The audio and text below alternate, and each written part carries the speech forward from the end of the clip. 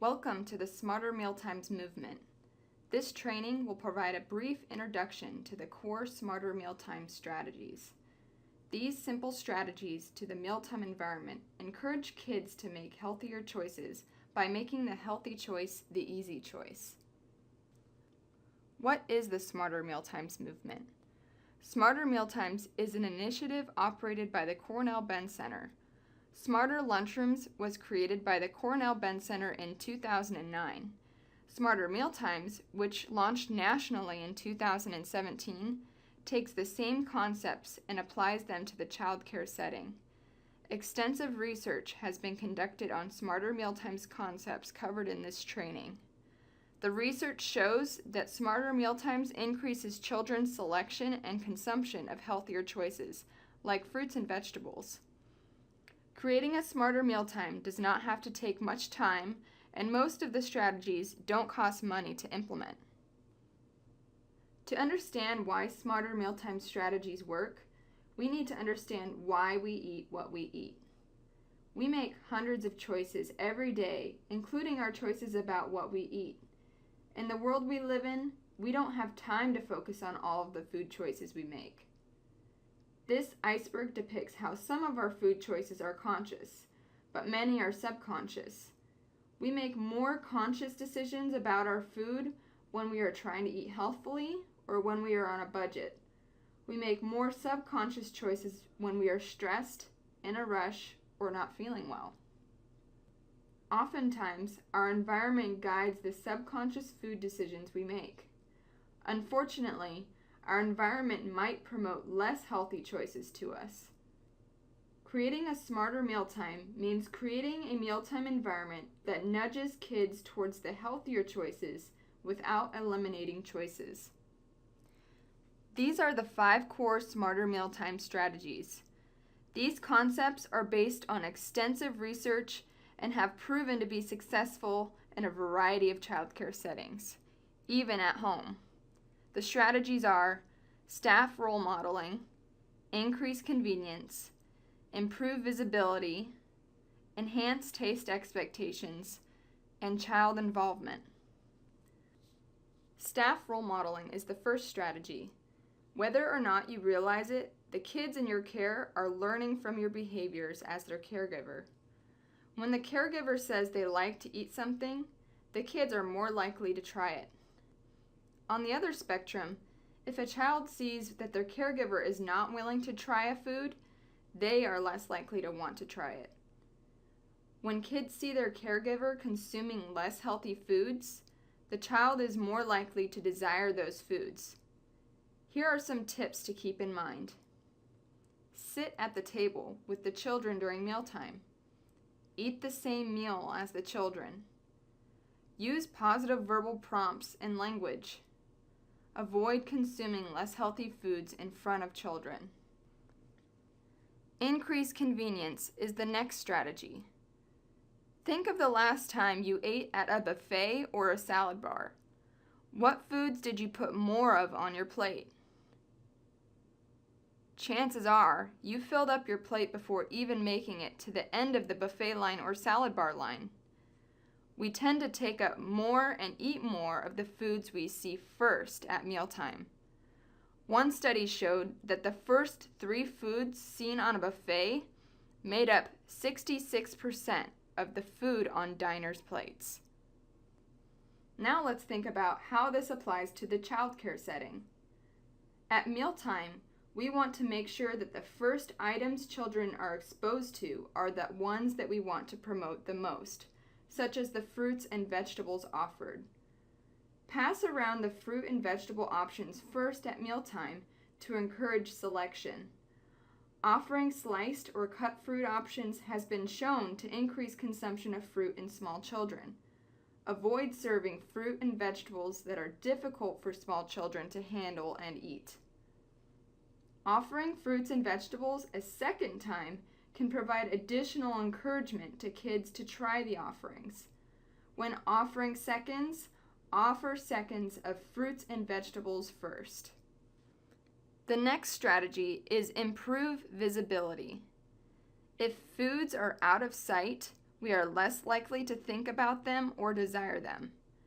Have you ever tried hiding snacks and treats on the top shelf of your cupboard or in a place in your kitchen you rarely look? Try this at home. You will probably start eating less of these foods. When it comes to healthier foods, we want to keep those visible in our environment. If you put a bowl of fruit on your home kitchen counter, you will probably end up eating more fruit. By making healthy foods a visual part of the learning and mealtime environment, kids will get frequent cues about making healthy choices and are more likely to make those healthy choices on their own. When you highlight fruit and vegetable offerings by putting them in a colorful or decorative bowl, kids are more likely to notice those offerings and they will become more desirable. Having dramatic play props, decorations, or signage in the learning and mealtime environment that display healthy foods can also promote healthy choices to kids. The next strategy is enhanced taste expectations. Our expectations about how foods taste are very easily changed based on the name provided to the food and its appearance. We are even influenced by what other people say about a food. A study was conducted by Cornell University which shows us just how easily our expectations about food can be influenced. College students were invited to a strawberry yogurt taste test. The students were blindfolded and given multiple samples of strawberry yogurt and asked to rank the strength of the strawberry flavor.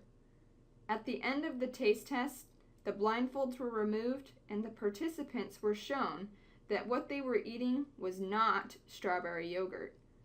It was chocolate-flavored yogurt, and it had no strawberry flavor whatsoever. However, all of the participants were convinced that they had actually tasted strawberry flavor when they ate the yogurt. Simply by expecting the yogurt to taste like strawberry, the participants actually tasted strawberry. This concept can be applied to the childcare setting by simply providing fun names to the menu offerings. Kids are more drawn to foods with fun, playful names. For example, tell the kids, "We are having X-ray vision carrots today," instead of saying just carrots. This alone will get the kids excited to try the carrots at mealtime. Use this strategy to encourage kids to try the foods that may be less familiar to them. Maybe there is a new vegetable that is offered one day or a new dish the kids have never tried. Use this as an opportunity to provide a fun name to the food item to encourage the kids to try it. Here are some more examples of fun food names for preschool-aged children. Fruit: Orange Smiles, Pot of Gold Pineapple, Apple Crunchers, Cool Kiwi. For vegetables: Superhero Salad, Little Trees, Cucumber Coins. And for entrees: Monster Sandwich, Champion Cheesy Bread, and Minion Mac and Cheese. Nutrition education is also a helpful way to enhance taste expectations. Doing a fun activity involving a healthy food can get kids excited about trying the food and can enhance their taste expectations. Leading a nutrition lesson with small children can be very simple and does not require a lot of nutrition-related knowledge. Try doing a mystery bag activity with your kids. All you need for this activity is a drawstring bag and a mystery fruit or vegetable. Hide the fruit or vegetable in the bag and allow the kids to feel inside the bag and describe what they feel. You can ask the kids to guess what they think is in the bag. Next, show the kids the fruit or vegetable inside the bag and provide a small sample of the item for them to taste. If you want, you can do a quick internet search to find some fun facts about the fruit or vegetable to share with the kids. Child involvement is also key to healthy, happy meal times. When you get the kids involved with mealtime, they can learn practical skills and are more engaged around the healthy food offered at mealtime. Here are some ideas for getting children involved with mealtime. Allow children to serve themselves at mealtime. Give the children choices for fruits and vegetables. Involve the children with mealtime setup and cleanup routines. Display child artwork in the mealtime space. Give the children and their families opportunities to provide feedback on the menu offerings. Assess your program. Now that we have learned about all of the different Smarter Mealtime strategies, let's talk about assessing your mealtime environments in childcare. Go to www.smarterlunchrooms.org/smarter-mealtimes to download a copy of the Smarter Mealtimes scorecard. This scorecard contains a list of 20 evidence-based strategies that increase kids' selection and consumption of healthy foods. Observe mealtime for one day and check off the items that are taking place while you observe. Use the completed scorecard to see what you are doing well already and possible areas you could make improvements over time. Select 2 to 3 strategies to work on at a time.